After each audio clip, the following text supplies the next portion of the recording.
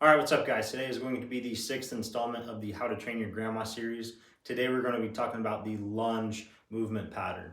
I think this is a very important movement pattern for all populations to practice. You know, single-sided movements, bilateral movement is very important for any demographic in training, but especially for our older population people, this is going to be paramount because this has a transition to things like going up and down the stairs, kneeling down to pick things up, bending over to tie their shoes, or rather to, lunge down to tie their shoes.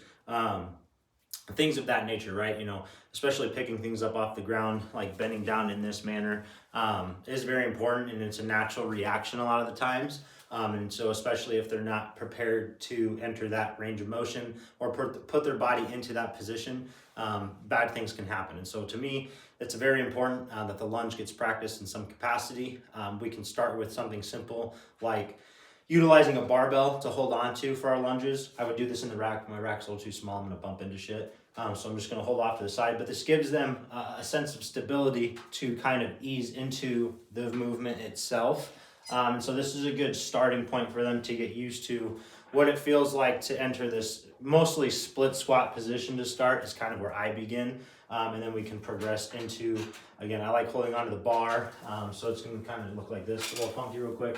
But a back step lunge is another good spot where I like to start. And then we progress to holding something like a bar and then going into the lunges that way. Another way that we could do this is utilizing stairs and getting actual practice in climbing up and down the stairs, or things like step ups, utilizing a box, maybe holding some weight once we get comfortable with the movement in and of itself. But practicing the pattern in and of itself is going to be very important, very beneficial, and have a tremendous carryover to their everyday life. And so to me, this is why the lunge pattern needs to be practiced. And I definitely like doing this on a day we squat or pull from the ground. But like I said, there's definitely easy ways that you can regress the movement pattern to meet them where they're at. And then it's obviously easily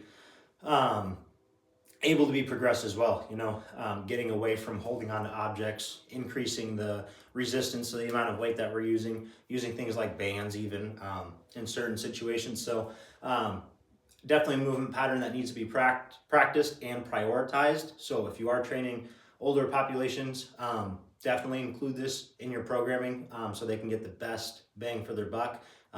Really build up the strength in their legs, the coordination, the stability, all that good stuff. So make sure that you are definitely practicing your lunges.